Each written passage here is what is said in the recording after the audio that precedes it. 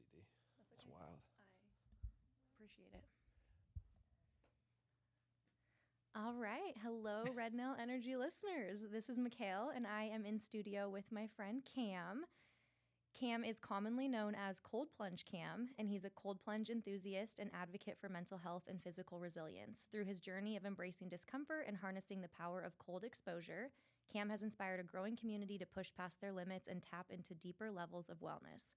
Whether he's sharing the science behind cold therapy or encouraging others to take the plunge, literally, Cam's passion for transformation is so contagious. So welcome to the podcast, Cam. Thank you for having me. Yeah, I'm so excited for this conversation. I've loved getting to know bits and pieces of your journey and kind of what got you to where you are today, but I'm really excited to just kind of unpack it and dive deeper. So if you could give listeners a little backstory on young Cam, and I'd love to just kind of talk a little bit about some of the maybe diagnoses you received, some of the things that you navigated at a young age that then kind of unlocked this desire to work on your mental health and resilience and everything.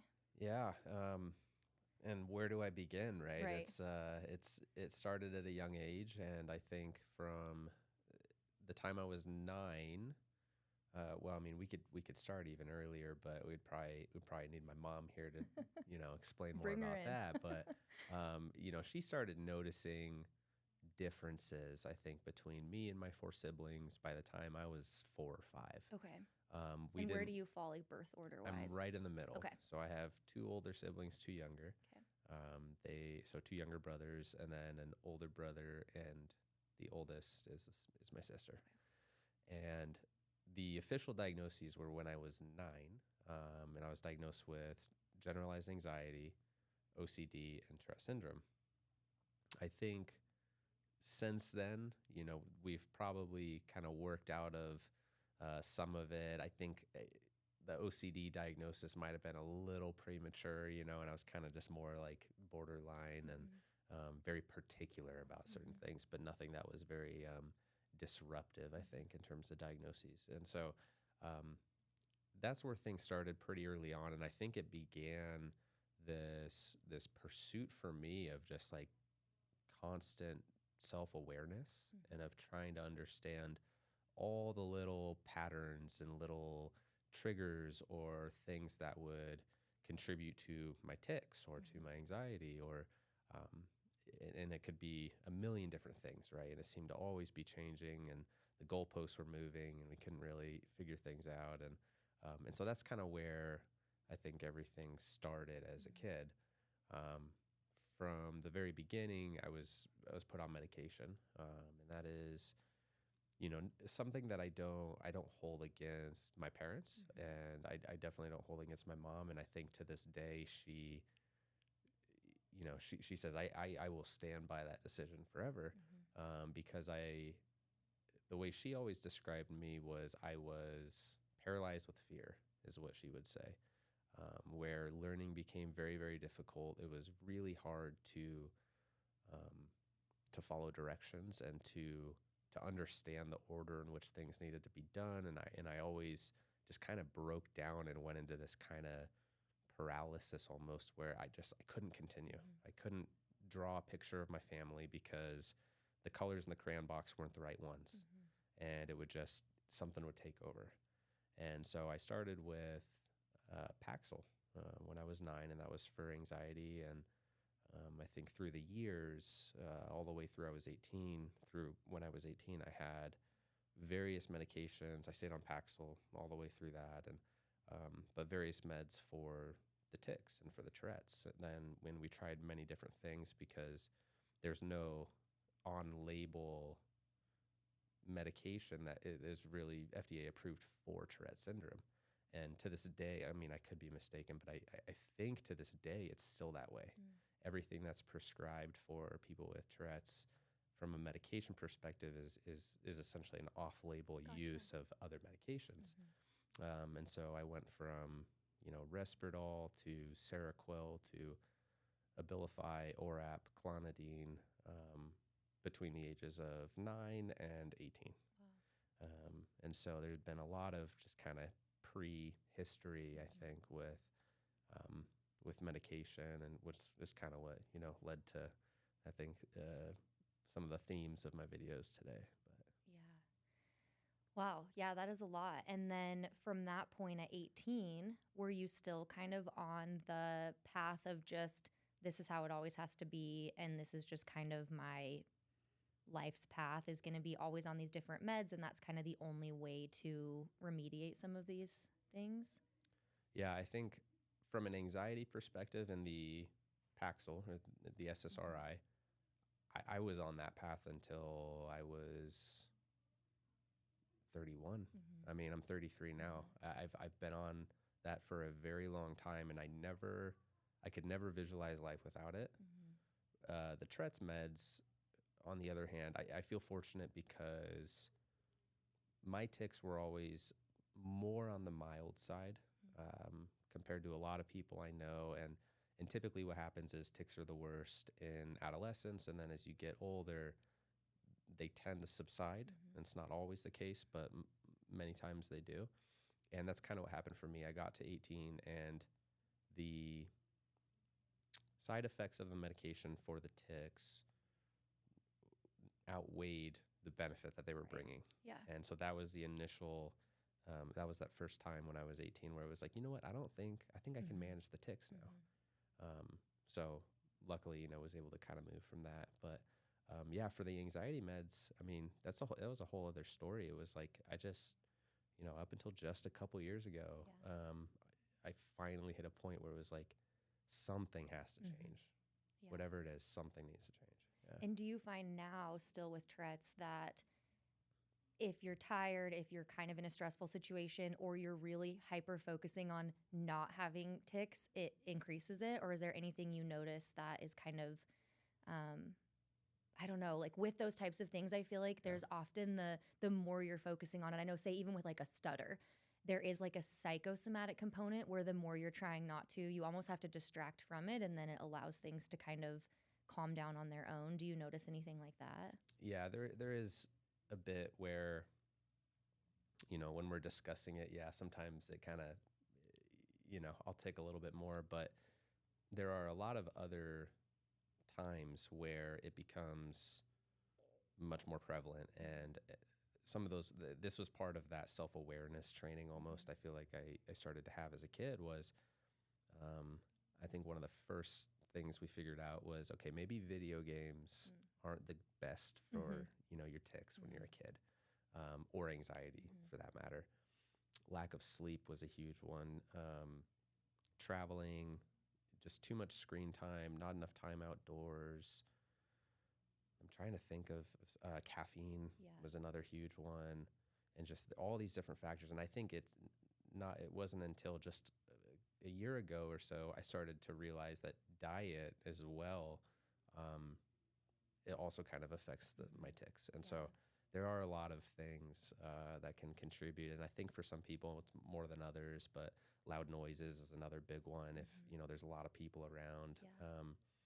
But I do feel like I was kind of blessed in the sense that, and to this day, I still don't know what it is, but when I get put into like this right here, this situation I'm not familiar with, something that's unknown to me, my first response, and it's just very subconscious, is to suppress all the tics. And it's like I don't choose to do that, but what happens is it's like, okay, I'm now in a I don't know what you would call it, but like I'm in more of a survival state right now. It's like, okay, I'm trying to be very aware of my environment and what's around me and the people and the sounds and the places and the lights and all those things.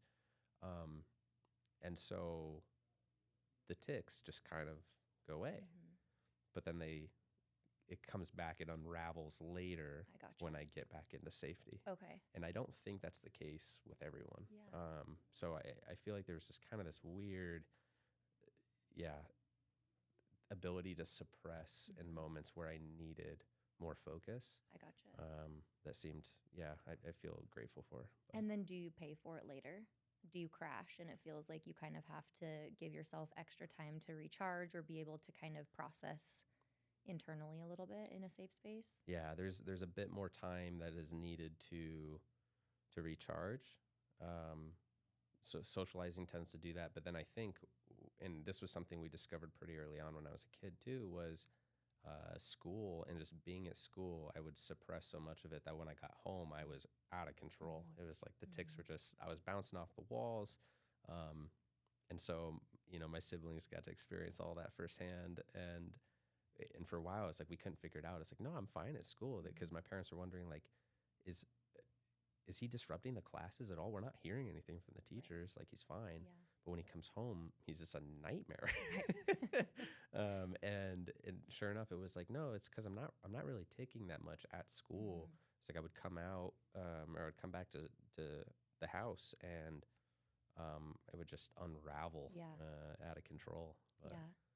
Before we move forward on kind of where you're at currently and get into plunging, which I'm excited to talk about, take me back to how you described being paralyzed by fear.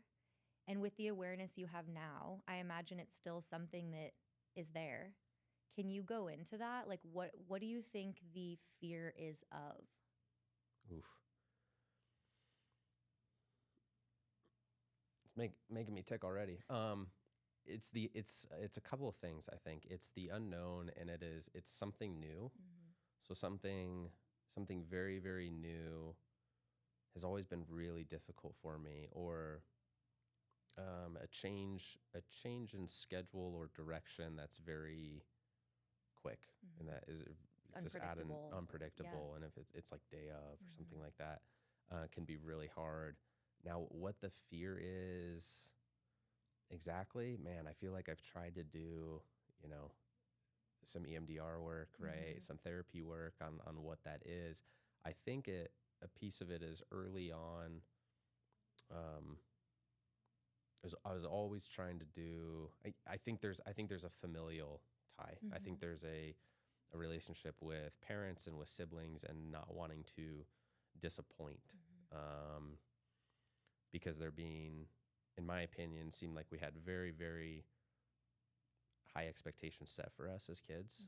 And if something wasn't done the right way the first time, we didn't really follow directions. And if it wasn't, perfect, immaculate, we heard it. Yeah. We heard about it, and we got in trouble, or, it was a whole thing. And so I think from a very young age, and it's kind of general, but I think from a very young age, there was always this fear of disappointing the people that I looked up to the most, right? Which at the time were my parents. Right.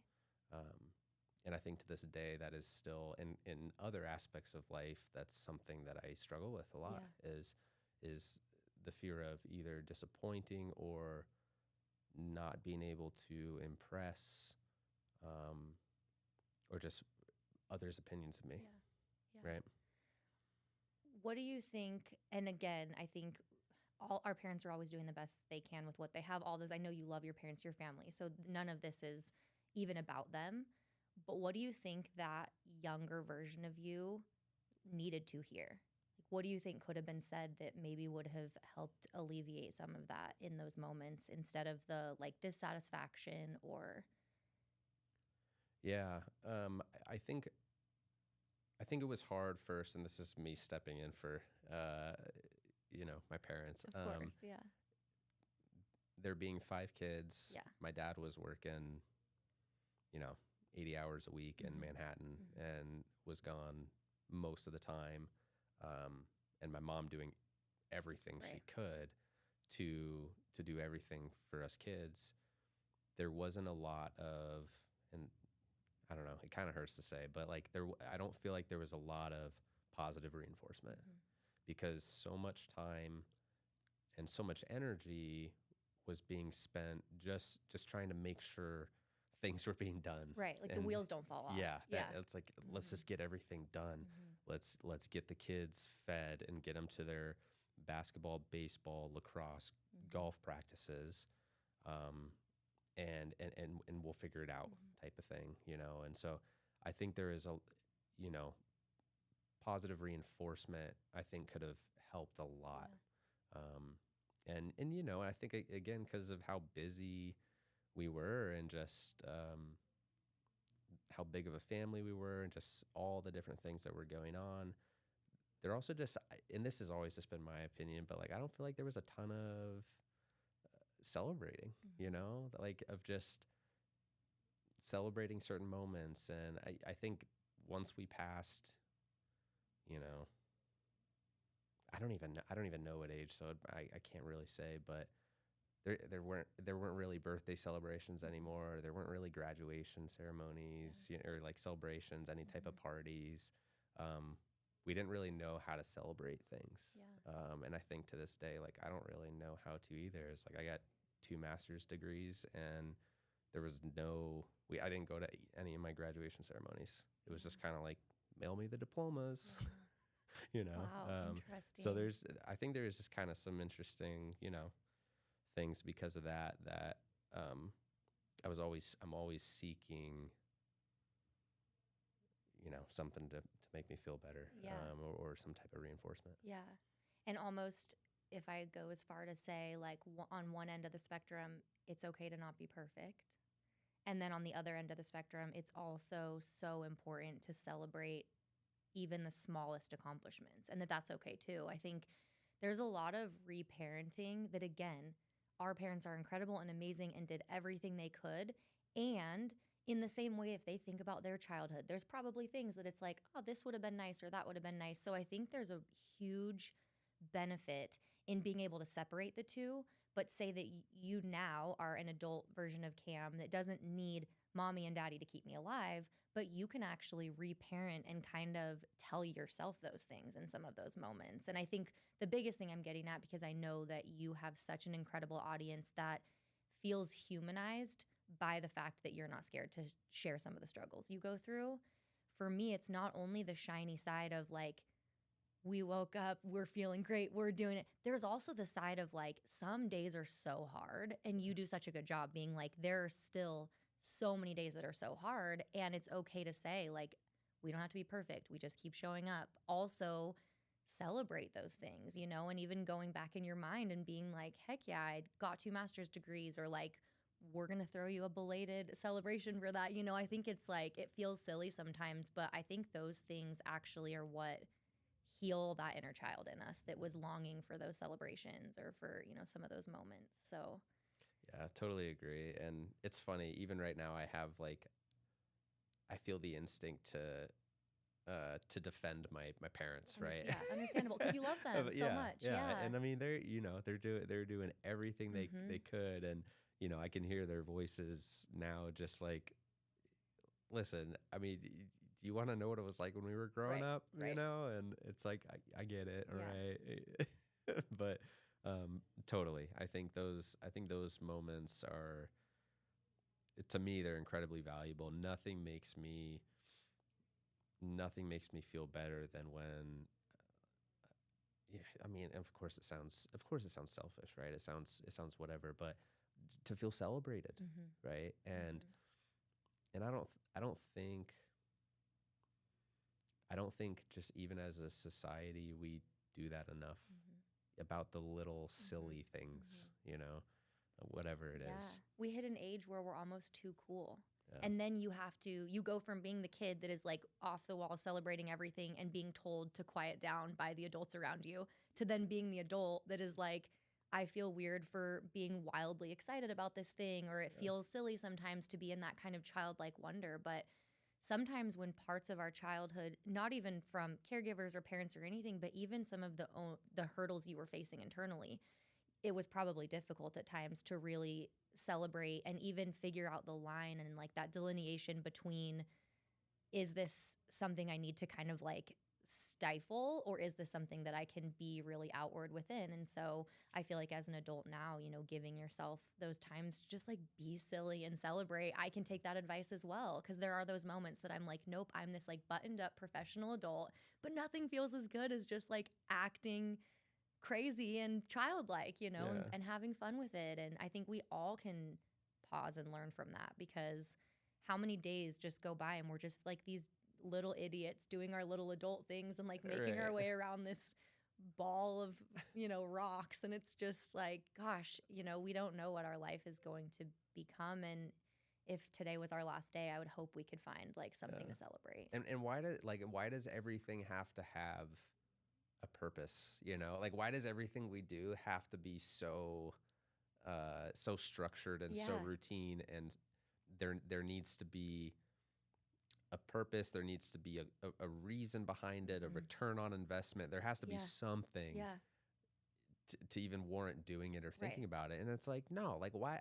I, I mean, if I want to go walk in the park and like eat a sandwich, Right. like why can't I do And that dance and when I'm yell. 33 years old? Right. It's like I saw a video today. Someone was like, people think, okay, since I'm in my 30s and I'm at the park, that like, oh, he's an alcoholic. Like, Right. why are Yeah. you not, you Yeah. know, What if I doing just other want to things? swing and go down the slide? Yeah, it's like exactly. Like, why Yeah. can't I go? I'll just go play on the playground and Yeah. like go down the slide again. For You sure. know? Yeah. So I don't know. Yeah, I've been really into this whole idea that pleasure in so many capacities. Obviously, our minds often associate pleasure with like sexual intimacy and that side of things, but there's so many ways to find pleasure in the day, Mm. and that pleasure can actually alchemize pain.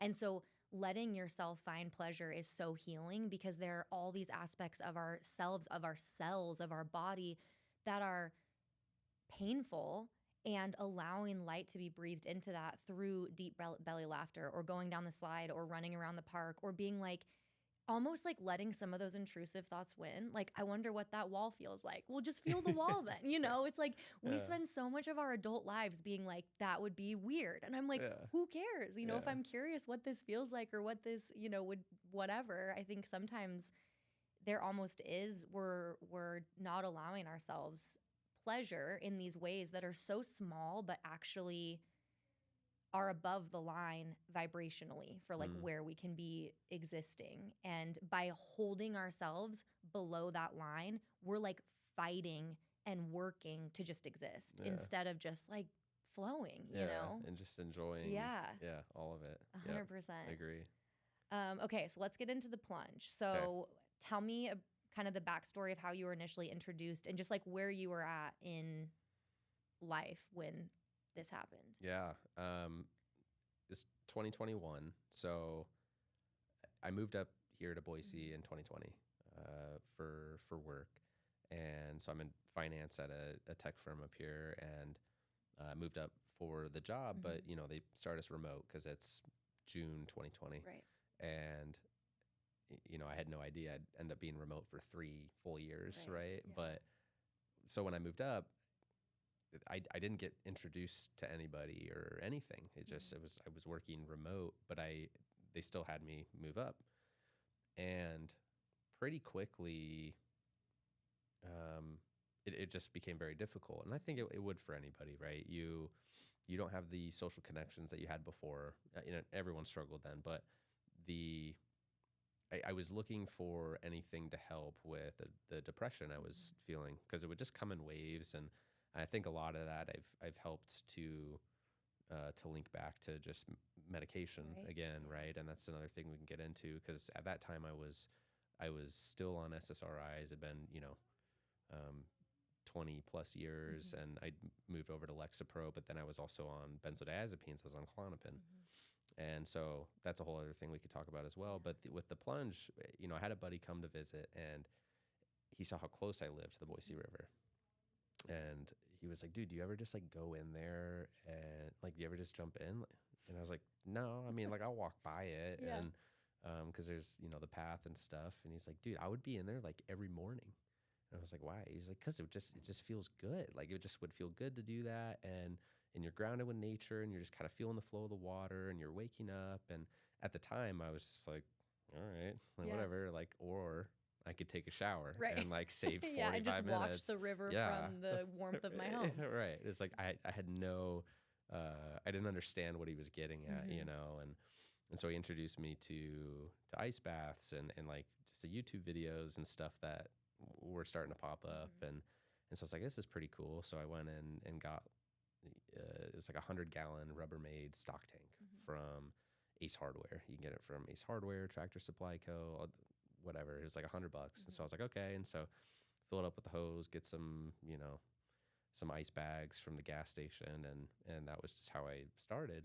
But that first experience was just like so eye-opening, because it was like a whole central nervous system reset where I got done and everything felt calm. It was like I was energetic, but but I was like reset. Like I woke up from a really good nap, and I was just kind of like, I was chill. Muscles were relaxed. Everything was fine. My ticks were a little bit elevated because of the newness and all the and like the dopamine spike, the adrenaline spike, that type of stuff that comes. But and that's how it started. And I think that was July 21.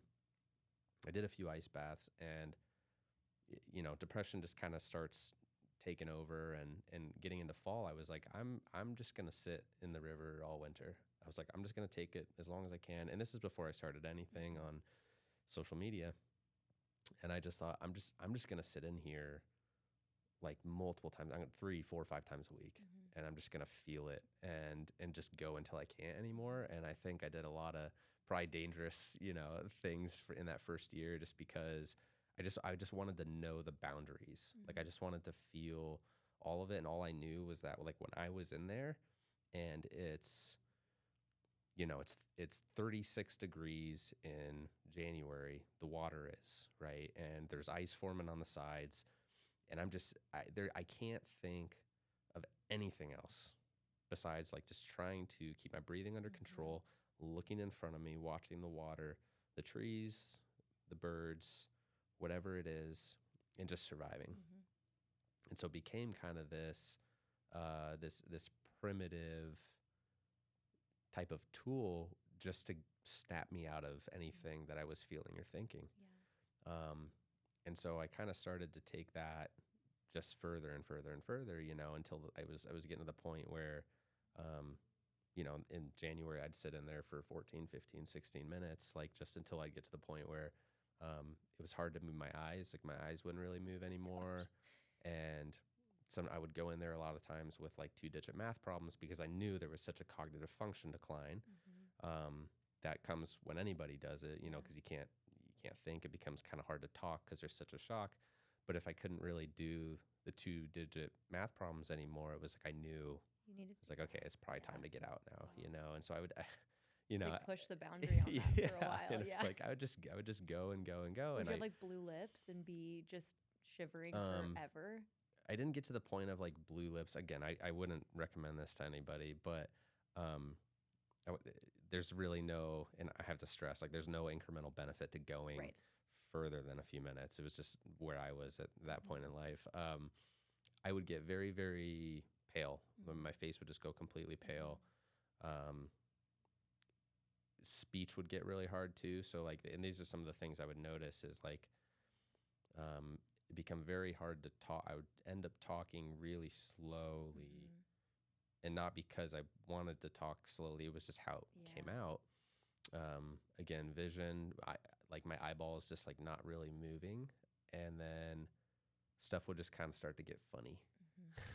It's like everything around me would just kind of get funny. And, you really just kind of start to lose a level of consciousness. And that's obviously very worrisome, and you probably shouldn't do that. Not recommended. Yeah, not at all. But there was something about it that just, I don't know. It was like I was tapping into my body again, and like listening to that instead of all of the noise around me. And again, I just found so many benefits from cold exposure in general, whether it was physical, muscle inflammation, reducing that, mental, where my sleep would get better. I was able to learn a little bit more about breath work, where I would have never gotten into yoga. I would have never, just done intentional breath work on my own. But this was a situation where that is your only tool to survive. And so learning how to then leverage that, not just in the water, but then in any stressful situation afterwards, to go, oh, I missed my flight. Instead of me having a panic attack right now, let's hurry up and try and find the next one since it's a holiday, before it's too late, type of thing. And then, that happened to me once, where I was like, wow, I was really able to leverage this, breath work. And I mean, the response is almost the same in a sense that when it's one of the first times you submerge yourself in cold water, you want to start hyperventilating, which feels like the start of a panic attack. And so I imagine like something in your brain almost went off, like, oh wait, I know this feeling, and I actually know how to breathe myself down from it. And the stressor isn't cold water, but it feels the same to my body right now. Exactly. And so that's really remarkable to then be able to utilize it in truly any situation or circumstance you're in.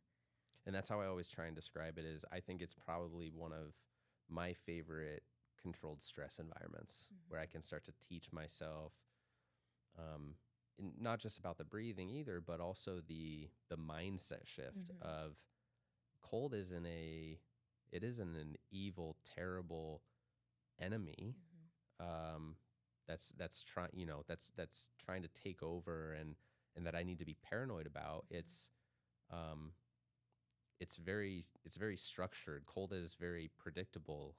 You know what it is. You know what's going to happen. You know what it's going to feel like. All those things. It's actually very understandable. So then if you can go in with more of that mindset, I think it becomes a powerful tool, was kind of how I was seeing it. And that was my whole first year experience with it, just kind of on my own. Do you feel that the essence of who you are is the most palpable and accessible, either like while in or right after cold exposure? Like, is that the truest essence of who you are? In the sense that, I mean, like the outside world is turned down and the noise is kind of down and you're... Yeah, that's a good point. Yes, it's hard to say exactly. I think I struggle with knowing just who I am in general. Yeah, it's okay. Welcome to the club. But what I would notice and what I would feel after is energy. So there would be an energy shift. From a lot of the studies that have been done, you see a huge increase in adrenaline, which is then followed by a huge increase in dopamine, and so those are just feel-good endorphins that come after doing it and being able to say, I just accomplished this really hard thing. I just survived something that, put my life in danger type of thing. And so all those things would happen, but then it was like I also had focus. I had very much clarity in mind where, my good friend Eric Hinman, how he was always describing it was there would be just a clutter of things in your head of that you need to do.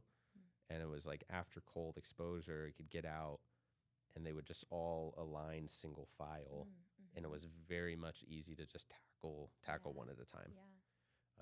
And that was always a way he described it, but where, it's a central nervous system reset, really. Absolutely. And I feel like it turns the dial down on the noise that doesn't need to be addressed. So for me, I'll find the same thing. Like I will actually have a conversation with myself if I'm being kind of a brat or I'm being kind of spicy. And I'm like, you can change your own attitude or the cold water will change it for you. And if I can't get myself out of it, it is miraculous how within a few minutes I'm in the same shell. I'm still who I am. Nothing has really changed, but that reset forces me to then be like, oh my gosh, that thing that I was just spiraling about, or that email that I felt like I wanted to like rage reply or whatever, it's gone and it's in a much quicker, accessible way than a lot of other tools that are still really great. But for this, it is, for me, one of the only things I found that is like an immediate reset. And you don't really have a choice because you're just like throwing yourself in ice like a crazy person. But then afterwards, I'm like, that was so worth it because now I feel like the dial has been turned down on these things that were just so noisy and really making it so I couldn't focus on responding instead of reacting. Right. So yeah, totally true. And I think one area that it gets everybody is before getting in, right? That in and of itself is such a test for anybody of mental fortitude of can I will myself into this somehow? Because everyone knows how hard it is. Or can I just talk myself out of it, which is always easy to do too. What will you do? Will you rationalize your way out of it, or will you submit?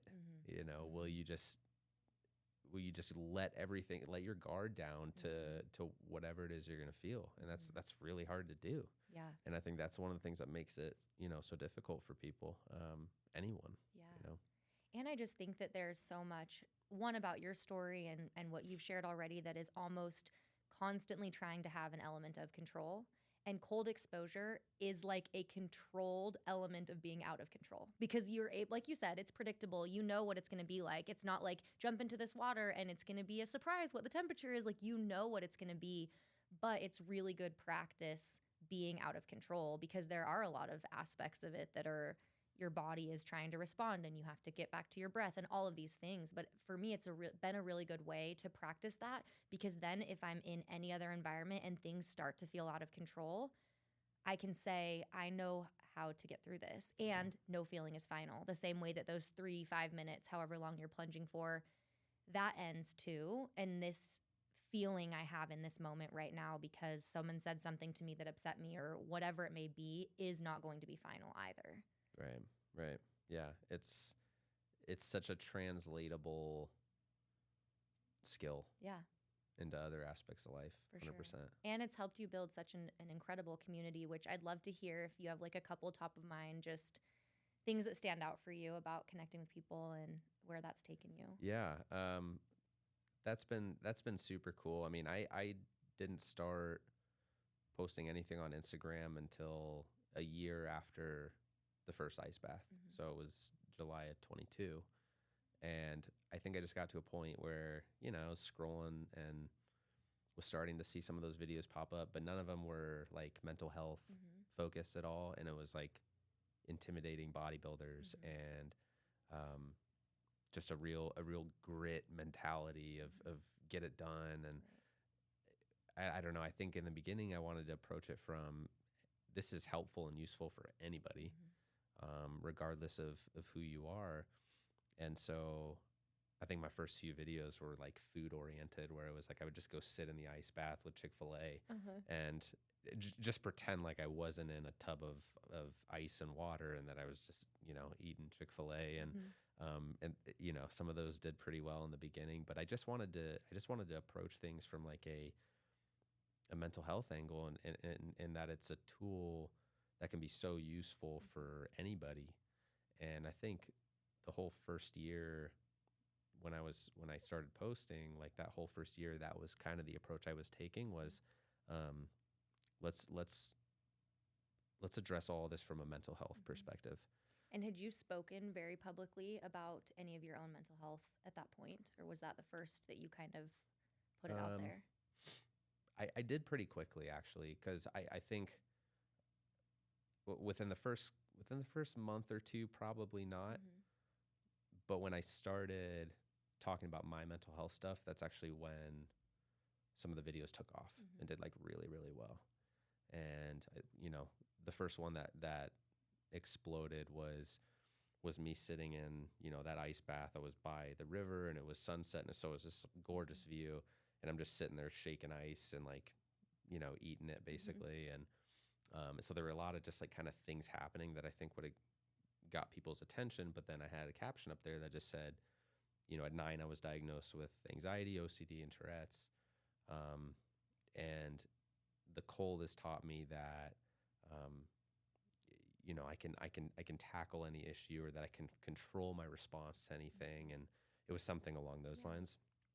And within a month or two, it got like 32 million views, and it just exploded. And so that all happened really fast, and caused a little bit of like a mental health struggle for me, ironically, right? Yeah. And so that was a whole thing where that one went. 4 other videos went as well, all at about the same time, and within about a 2-3 month period, those 5 videos had gotten about 80 million plays, and it just, and I was struggling to figure out what needs to happen now. What do I need to do? How do I monetize? How to do all this stuff? And I was putting so much pressure on myself to do that, and that's a whole other thing. Itself, yeah, but yeah, it was a wild experience, good and bad. But yeah. And you've had just some really incredible, even one-on-one, I feel, opportunities to connect with people and have people share, that something you said or did gave them hope, gave them the reason to maybe like wake up another day. I mean, that's heavy and so powerful, because I think the message you put out there is not trying to be from a soapbox looking down on everyone, but like right in that same river next to them saying like, we are all the same and we all have these same struggles and these same kind of limiting beliefs at times. Yeah. And I think a lot of those videos, or those comments, like you were saying, it's humbling, I guess. There's also a piece of, what's it called when imposter syndrome. Okay. I always forget that term. Yeah. It's one of those terms in my brain that I always forget. There was also a decent amount of imposter syndrome where it was like, nah, you're making, like, it was like, you're making, I didn't affect you that much. Like I didn't help you that much, you know? And I think for a long time too, I thought I was convinced my whole account was just bots, and that it was like, there was like a solid like month or two where I was like, these aren't real people. They're fake people. Like Instagram is 80 million fooling. fake people. Yeah. It's like Instagram is fooling everybody. The numbers are fake. Everything's fixed, you know? And I went into this whole thing where I was like, this isn't going to last. This is dumb. And it was this crazy imposter syndrome. But yeah, so with those comments, and I think it's helped shift what I want my message to continue to be for people, which a lot of times I feel like it just kind of sounds like I'm complaining about things about my life. But I have a feeling that there's a lot of people out there that just don't know that they're not the only ones that feel a certain way. 100%. Right? And they come from somewhere where they have very limited interactions with other people or with someone that might be similar to them, and they think that they're the only one. And that it breaks my heart when I think that. And that's how I felt for a long time with Tourette's. I didn't meet anyone with Tourette's till I was 18. I had like 10 full years of thinking I was the only one like this. And it was really, really hard.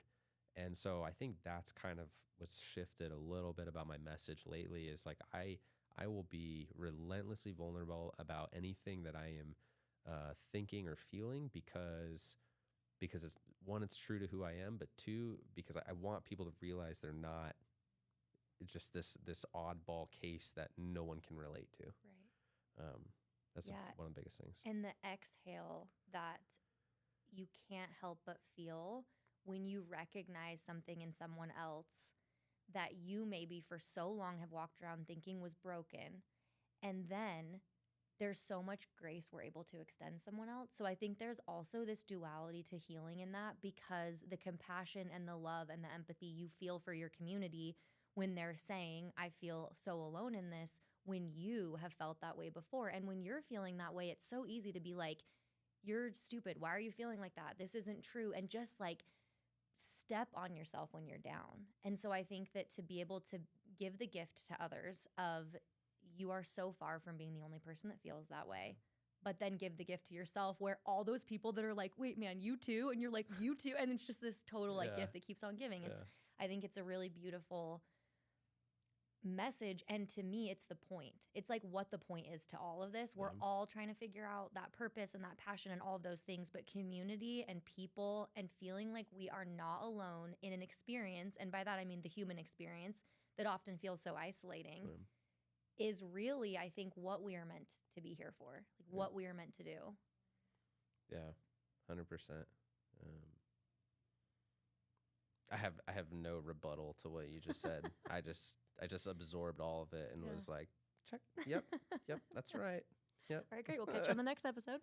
And scene. No, that's great. I've loved getting to watch your journey and getting to watch like some of the really cool adventures you've been on. You've cold plunged in Iceland. You took a solo trip. I'd love to hear a little bit even about that. I mean, that was out of your comfort zone. Yeah. Yes. Okay. Yeah. And were there parts of you that wanted to just like bring a friend or like have someone there, or did you go into it like, I'm doing this solo? Yeah, I really wanted to do it alone. I had a couple good friends who, shout out Zach Haslett, because he was like, dude, I'll meet you there, and then at the last minute, I told him, I was like, hey, I just want to do this alone. Yeah. Because I'd never done a big solo trip, and this was end of July, so I'd been off of the Klonopin for 2 months, and I was still going through kind of these waves of withdrawals and stuff. And I was like, you know what? I need to just escape. Boom. And so I threw out a message or a video to everyone and was like, where do you want to see me cold plunge? The comment with the most likes is where I'm going. Iceland was first. Some Antarctica was second. I'm really glad that I didn't end up having to do that because that would just be a logistical nightmare. But yeah, like, and so I ended up going to Iceland, and that was an unreal experience. I spent 8 full days by myself in a rental car, just driving the whole island, doing Ring Road. It's their Highway 1 that goes all the way around.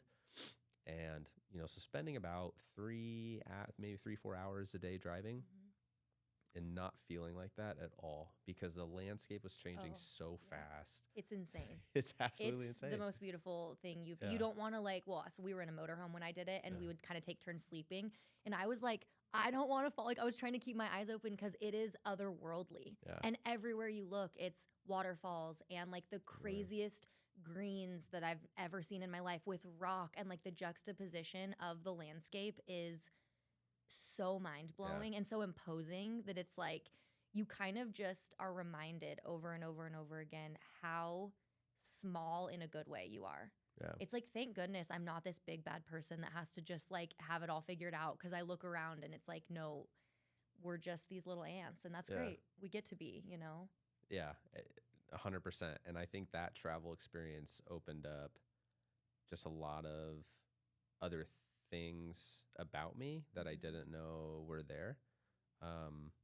Because you drive and you see how quick the landscape changes, and it reminds you like how recently this must have happened, right? You're like, okay, all this volcanic activity, and like, I mean, this must have just, I don't even know, like it must have just come up out of the earth, and then people sailed here, and they were like, there's a whole island nobody knows about, and we should explore these ice caves too. Like, it just keeps going. Just in a, however long ago, I'm not a historian, I don't know, but like, and it just made me, and then you see these little farms out there, right? And there's like these little cabins and places that people live, and you're like, what is happening? You mean people live like this? Right. So like people wake up and they hear the sheep baaing outside, and they look at the fjord of just the beautiful ocean, and then they go and harvest or farm and do whatever they need to do, and then like set the fire, and they're just living this life that is so different than what most of us have been raised in, and like the little things that we worry about all the time. Right. And it just made me go like, what am I doing why am I so focused on XYZ? Yeah. And so it opened up just this whole area, I think, in my brain where I went wild, like, and so I went to Canada a few weeks ago, and then last night I just booked a week and a half in Finland next month. Like, I'm just gonna go over Christmas and see the Northern Lights, go up to Lapland up north, and I'm really excited. But I love that. Yeah, travel is such an incredible perspective shift, and just seeing different ways of life in any capacity, I think, is really helpful to then refine and maybe zoom out and take a look at our lives and how we're living. And there's this whole notion of like the art of doing nothing. And I think different types of travel, the Icelandic way you were speaking of, isn't doing nothing, because you're actually doing so much more than we're doing here. But these moments in between, like tying the chicken to the fence that's going to be dinner later, and you have to have patience in between these things. Whereas here, I have 15 tabs open on my computer, and I'm door dashing dinner, and I'm on the phone, and I'm like, we have created so much extra time for problems, and also tried to be so like productivity hacking on top of all of it, that it's just it's no wonder that we all walk around with like our head spinning off their axis. It's just, I think being able to see that perspective is such a good reminder, and then you can come home and be like, maybe I will try to slow down in this way or that way. So 100%. That's really exciting. Awesome. Well, I would like to hear a little bit about, and I mean, we could do an entire episode on this, and listeners, if you want to hear more, I would love to dive in deeper, but about kind of what that tipping point was for you of choosing to go off some of these meds, and then what that experience has been like. Yeah, I think it was just like the final straw. Yeah. It was just like the last thing. It was the last lever to pull, um, because I had done everything and I was trying to figure out what was causing these mood swings. And, I had no idea. And I feel like I'm figuring it out now, but it's to be determined because I'm not all the way through the process yet. But it's just, I would go up and down so quickly, and it was really scary. And so I started trying to improve everything, everything about my lifestyle. I mean, I already I didn't drink, do any drugs, anything like that. So I started working out more. I started getting into supplementation and checking any deficiencies, right, and making sure that those were all figured out, optimizing levels, looking at hormone levels, all the just health hack stuff. The you know the cold exposure was a huge piece. Sauna. I mean, I was going to therapy. I'm still going to therapy once a week, and I've been doing that for like 4 years. And EMDR, I would do neurofeedback. I mean, I tried everything. It was like absolutely everything. And I just got to a point where I think I realized, I was like, I've been on, when the Instagram really took off, I started taking the Klonopin more. I was probably, and I was prescribed it because I had one panic attack back in 2018 at a summer camp for a bunch of kids that I was a counselor for. There's a bunch of kids with Tourette's. It's like 100 kids with Tourette's, right? And it's called Camp Twitch and Shout. It was great. And like I had like a panic attack there, but it was because of my environment and everything that was going on. It was too much caffeine, not enough sleep, all these kids, overstimulation, everything. And immediately when I got back, I went to the doctor, told her about it, put me on Klonopin, and it's like, take as needed, whatever. And I had no idea what it was. Right. And because we had done it as much as we could with the SSRI, it was like, there wasn't much more that, I couldn't raise the dose anymore, basically. And so she put me on that. And I remember just like, okay, so I took that, and it was probably once a month. And then the Instagram stuff happened in 2022, went from 10,000 to 100,000 followers in 4 days. And I couldn't sleep. I had no appetite. It was like nothing was. And so I ended up taking the Klonopin to a point where it was like almost every day. And then there was just this moment, I think, about a year and a half ago, where it was like, what am I doing with the meds? Like, and what are the chances and that, like, what are they doing for Yeah. me too? Like, do we ever question this? Do we just do it forever, or do we ever pause Yeah. and say, like, let's assess? like, what is the timeline? Right. And I've been on this since I was 9, the SSRI. And then I started the Klonopin, and it's like, and I didn't really need that. And then I was like, well, why am I still on the SSRI? And it like began this whole kind of question within me. And I think there were other things as well, because I just wasn't feeling like excitement about anything. The emotions were dulled on both ends a lot of times. And I also feel like it contributed to just like relationships that didn't work out, right? Where I struggled to feel anything. And Gosh, and then probably when you did feel something, because of the experience where your panic attack was actually very appropriate. Like, yeah, and so then we're told very consistently by the Western medical model, like, just take this instead of feeling that. So then understandably, like, you're in relationships where you're struggling to feel, but then if you do feel, it's triggered, like, take half of this pill, do this thing. And so it's really tricky. And I mean, even as a woman, I can't tell you one time I've ever gone to my annual like women's health gynecology visit where in some rhyme or reason, they don't immediately say like, there's a med for that. Like, we can put you on this medication. And often too, it's a confronting visit where they'll be like, are you dating anyone? Are you having babies? Whatever. I'm in my 30s. So like and I'm a very emotive person. So like maybe my eyes will well up with tears while I'm talking about something, which again, very appropriate. Right. And I like being in touch with my emotion in that way. And they'll always, oh honey, so we can put you on something for that. And I've rebutted back like, no, I actually think it's really good. I'm feeling this. This makes sense. If I was in hysterics and like maybe having more of an acute episode of something, okay, we could look at it in that way. But we so quickly are just like, there's a medication for that. And then we wonder why so many people are walking around like trying to get in touch with their feelings while consuming something that is not letting them access it. Yeah, right. And I think you articulated it better than I could, because that's what I think was happening at the end of the Mhm. day. Was I think eventually I got to this point where it was like, it's time to figure out what's underneath, Mhm. because it has lied dormant for so long, and I have no idea what's on the other Mhm. side. And 9-year-old Cam is probably such a different person than I am now. Mhm. So let's figure that out, you know. And it's been it's been scary. It's been hard, and I'm still, I'm 18 months through kind of the whole process, but Mhm. it's going to be another year at least, Yeah. of tapering. And like, I mean, I can explain that whole process too of kind of what's happened, but it's been a grind. Yeah. It's real hard. Yeah. Have you received pushback from the prescribing doctors about wanting to taper or get off of them, or what's that been like? um, I wouldn't say quite pushback, but they make it kind of difficult. Mhm.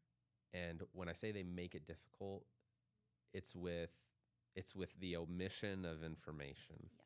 It's where they won't share certain resources or tapering protocol or Right. strategies, Yeah. either because they don't want to, which I would hope that's not the case with most, or because they simply don't know, Yeah. right? 100%. And so I think in the very beginning I said, hey, I want to taper. um, and the answer is, from a lot of people, from a lot of doctors and stuff, is just like, okay, it's taper 25 for an SSRI. Mhm. Typical advice, and this is far from correct in my opinion, is taper 25% over a couple weeks, see how you feel, taper the next 25%, 2 weeks, the next 25%. And it's like, that is far from what you want to do. Yes. And then the difficult part about that is the medication only goes so low, and it's not often the actual tapering dose. And so then you become a chemist and you're trying to like cut pills and measure and Yep. do these things that, again, I do think there is an aspect of like big pharma or of that, of like, we want to get people down to this dose, but where they actually wouldn't get off of it. They would say, Yeah. great, I got down to a quarter of what I was on before or whatever. But the footwork it takes, and I think you'd mentioned you're doing like a liquid form of something, right? Is that because the pills themselves don't go to what you would need to then keep tapering? Yeah. So my starting dose for the Klonopin was a 1/4 milligram, which the lowest dose that they manufacture, Mhm. is a half Right. milligram. Okay. So my starting dose that I was on like every day, Mhm. and that would make me just go, "Ding," like I Right. was Yeah. just out, um, was already half of a pill. Right. That was my starting dose. Yeah. And so if I want to responsibly taper over a 6-month period, which benzodiazepines are well known to be like the most Mhm. difficult class of drug to get off of, Klonopin, Xanax, etc. Mhm. How am I going to taper that over 6 months if the start is already half a Right. pill? Right. And so, then began some research of, okay, so what are some things I can do? I can be the chemist, like you said, Mhm. and I can try and create my own liquid suspension, um, monitor it, understand the half life of the medication, how much it's probably gonna expire over a certain amount of time, all these calculations, right? Or I can go and try and find a compounding pharmacy, which is something most people don't know Mhm. about, and something that they're around. They're Mhm. all over the Mhm. place. You can just type in compounding pharmacy, um, and then I can have them make it and kind of create my own schedule Mhm. of how I want to taper. Because the doctor, I mean, again, like, it's just typical whatever psychiatrist. Mhm. His response was just, you know cut it in half, Right. 2 weeks, cut in half, two Yeah. weeks, and it's just it doesn't make sense, Mhm. and so I went to, um, compounding pharmacy and had them create a liquid suspension for that, Okay. right? And so then I could just very precisely control. And I think my very last dose at the end of 6 months was, starting dose was 0.25 milligrams. Mhm. My ending dose was 0.01 milligrams. Wow. Yeah. And because I just wanted to be as careful as Yeah. possible, because I think people don't understand how intense the withdrawals can be, and the psychological state it can put you in, and can be very dangerous if you move too quickly. Yeah. Right. And that was for the SSRI. That was for the Klonopin. Oh, the Klonopin. Yeah. Okay. So the SSRI, I tapered the first half of that before the cold Klonopin. So this was all 2023. I tapered about half of it. And then I stopped that because I was like, I want to turn to the Klonopin because I think this might be contributing more to the mood swings. That's not, I'm not saying that's really the case for everybody, but like for me, that's what I was feeling. So I paused that because the last thing I want to do is taper two at the same time. And again, like, where's the rule book on all this, right? Like nobody Where's knows, the information? but it's like, it just makes sense. Like, so I was just trying to be smart about it. So let's pause that because at the end of the day, there's no reason to go faster, right? There's a misunderstanding of withdrawal symptoms and how long and pervasive and how extended they can be if you taper too fast. Yeah, absolutely. And that's something I think a lot of people don't understand is like, okay, if I take something and go cold turkey, okay, what do you see in the movies, right? You got the sweats for a little bit and, you're throwing up and then like you're okay in a few weeks. With SSRIs, you run the risk of longer term protracted withdrawal symptoms that can last a year or longer if you go faster. And then only results in this is not worth it. I'll just get back on it and then I'll just keep taking it. Let me I'll just be at this lower dose essentially. And that's better because at least I'm lower than I was before. But like, my mom spoke to me about getting off, I believe it was Lexapro, and that this was probably 30 years ago, and that she would just lick or take the tiniest bite of a pill, and that's how she started to like get to where she could be not taking it, but like again, and there's no information about it, but she's like, it wouldn't even be an actual bite, but it would be enough to get it in the system. I'm sure she didn't have like the liquid suspension even idea at the time, and everyone was saying like, well, it's not that big of a deal, just stay on it. If you feel better on it, just stay on it. And as you're saying, it's not that simple of an equation, because the reason you're not feeling good on it isn't necessarily because the medication was making you feel better. It's because we're actually creating a chemical reaction in our body that takes a really long time to get back to baseline, and half-lives and things of how long medication stays in your system and how long you've been taking it. There's just so many other factors that unfortunately aren't often supported when somebody says like, hey, maybe there's another way, or I'd like to try this. And there's a whole gap and opportunity for the entire tapering model, but there's no money in it because you're taking away the medication. And so that's also extremely disheartening in a sense that I think that there are people that really could create incredible programs and opportunities and literature and understanding around it, and it just isn't the moneymaker. Yeah, there's not really a return for people to do it, and what another thing that was interesting was as I was going to compounding pharmacies and stuff, because it's considered a specialty drug, and with a lot of insurance programs, they won't cover it. So not only do you it's like you want to get off it, and the dose that you're on is covered by insurance, at least it was for me. Right. But now if I want to responsibly taper slower at smaller you have to doses, pay to take less. you have to pay big up front. Right. Yeah. I still am, because I had to pause it, and I paused it at such an inconvenient dose. I paused it at 9 milligrams, right? So I was taking a 5 milligram tablet and then 4 1 milligram compounded capsules of this SSRI. I've been doing that for a year. It's costing me over $2,500 to do that because it's not covered by insurance. Right. And again, I didn't want to go to 10, right? It's like, okay, I would rather pay this $2,500 than go back up to 10 and have to deal with those withdrawals again. And so it's not convenient, and the system is kind of set up to make it as difficult as possible. It's just, and it's one of those cases too, like just where tapering off of meds from a psychological perspective and stuff, it's confusing as hell, because going faster is not actually going faster. Right. So Long it doesn't term, long term. And so for me, being that I haven't been without all these layers of protection and blankets and insulation and whatever, you want to think of it as, since I was 9. The last thing I'm going to do is go fast. Right. I'm going to be so methodical. And so if I'm feeling good over the next couple months, I think starting in January, I'm going to resume the back half of that SSRI taper, and hopefully take the full year to get from 9 milligrams of Lexapro down to 0. Wow. So it'll be a 2025 story, I think, at the end of that. But a huge congratulations for 2024. Thank you. Like that, I mean,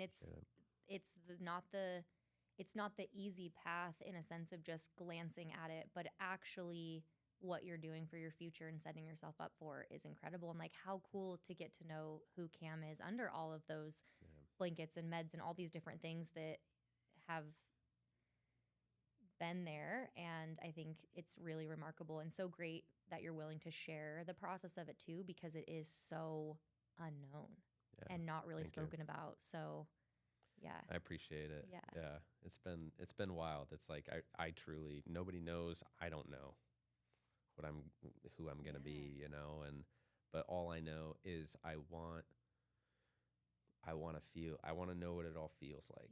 Right. 'Cause I don't, and I'm ready to figure out what that's like. So that's kind of what I'm doing, And I guess for anyone listening, 'cause you did mention at the beginning that it was scary. I mean, to think about too, like we don't know what's underneath all this. What has that process been like, or what would you say, I guess, to that version of yourself that was like just starting and had no idea what you were getting yourself into? Man, it's hard because you get thrown into, at least with the Klonopin withdrawal, that was the hardest. That was the hardest for me. I think it would be for most. You get put into a mind state that feels like you're kind of in the Matrix, and like it's like, it's not real, but everything's convincing you it is real, and what you're feeling. And I think what I would tell people is withdrawal symptoms are not, they're not just physical. They are very much mental, and can very much, and it sounds horrible, but they very much can turn on you, right? And it can start to become a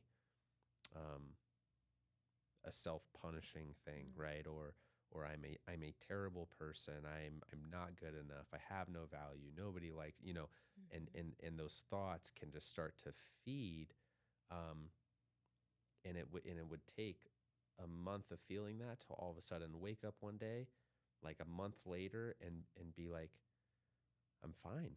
Wow. I'm okay. So I think that was it's very elusive. It's very confusing.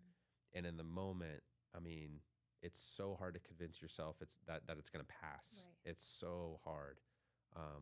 And so I think I struggled with that the most, but I think in terms of advice, I'm really reaching around your question here, but in terms of advice of what I would tell people, wait longer, because one of the most common things that people do is, okay, if they go too far of a dose down, that's one thing, but they don't wait long enough, and because they think, and their doctors tell them that withdrawal symptoms should end after, depending on the class of medication, but like for benzos, it was like, the doctor told me like 2 weeks. Yeah. Like a dose reduction, you should start to work out of it in about 2 weeks, because that's the half-life, whatever. Yeah. And then for SSRIs, it's like 4 to 5 weeks. Wait longer.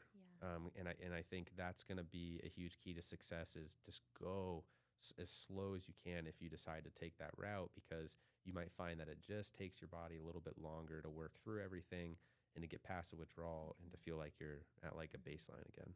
Yeah, that's really great advice. And it's not sugar-coated or, oh, it's just so worth it, because I'm sure there are moments and times and days where it's like, this does not feel worth it. And then had that been the day that you threw in the towel, and knowing the next morning you actually would have woken up and been like, wait, I'm actually pretty good, and a lot of this fog is lifted and I feel a lot better, is like a lot of things in life, like stay, just wait, just stay the course and have trust and build a really strong support system around you and all the tools and the things that you need, but be patient with it because no feeling is final. Yeah, 100%.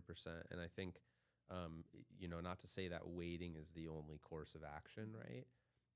There's a lot of other things I was trying to do just to make sure my mind and my body were as optimal as possible before I even started that process, right? Blood work is a huge part of that, just to make sure everything is optimized. Because I mean, imagine trying to taper off meds at the same time when you have like hormone imbalances and stuff, right? Could be extremely hard. And then just, I think sleep was my number one priority in the whole thing, because it's like if I got a good night's sleep, things were manageable. Yeah, that's probably the biggest thing for me. For sure. Okay, well, true to the nature of the podcast, to get just back into the ooey gooey before we wrap here, you are at a space of being ready for some intentional dating. Let's get into it. Let's talk about feelings. Yeah, okay. What does that look like for you? What is like the ideal partner that you're calling in? Like, what does intentional dating even feel like, with how many factors of your inner world you've kind of manipulated and changed and been through and gone through? Like, what does that look like? I think this is probably gonna expose I don't know, the immaturity of me. We'll see. I don't know.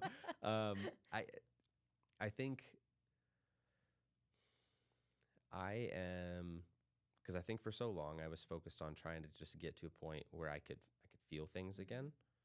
Because I really do believe that was one of the biggest problems with trying to hold any relationship for me was trying to feel things.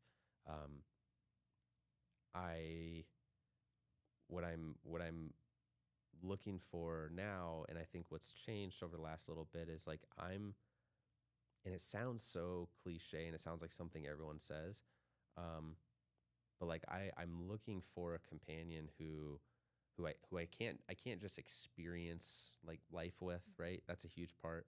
But that I can share everything with. And it's so hard. I feel like it's so hard for me to articulate, but someone who I can get to the point where I'm comfortable with sharing all of the little moments of life.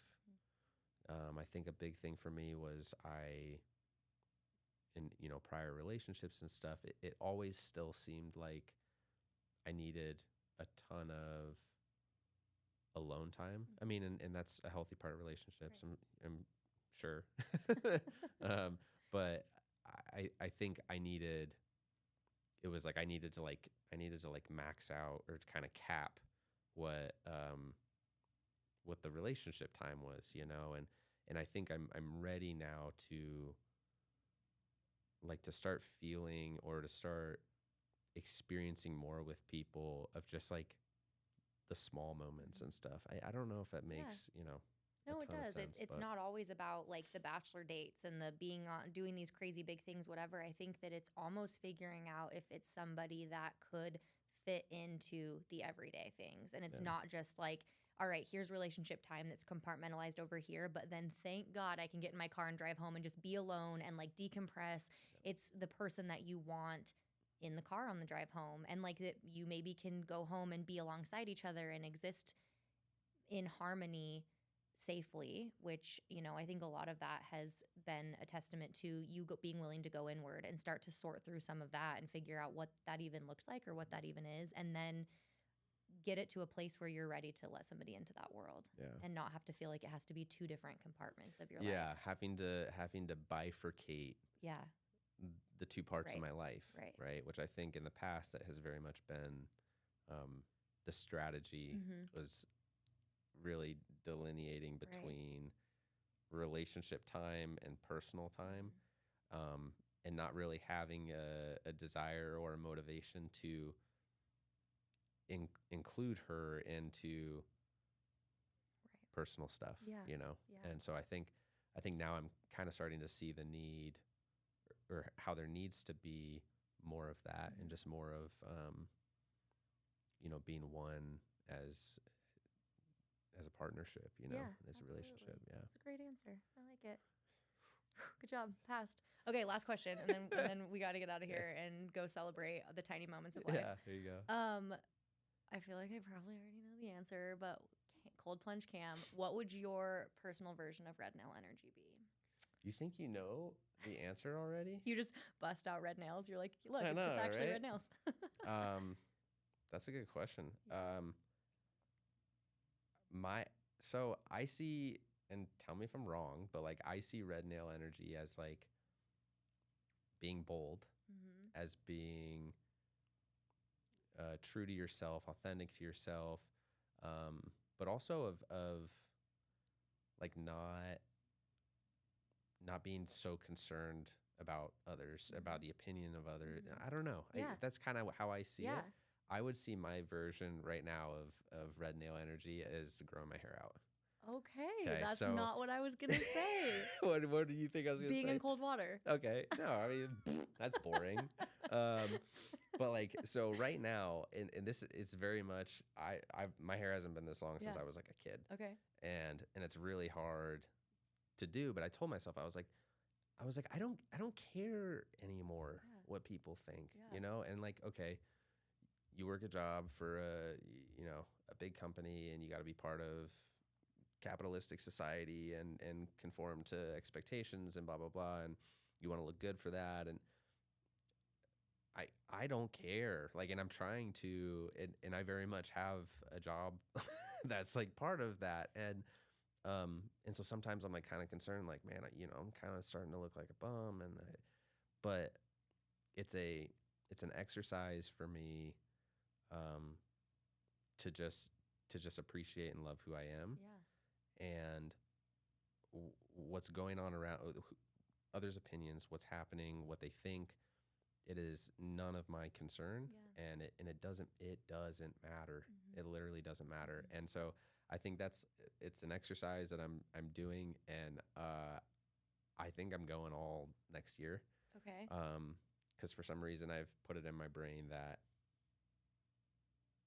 I don't want to cut my hair until I'm completely off the meds. Okay. I don't know how they're related, but it just makes sense. It just makes sense. Yeah.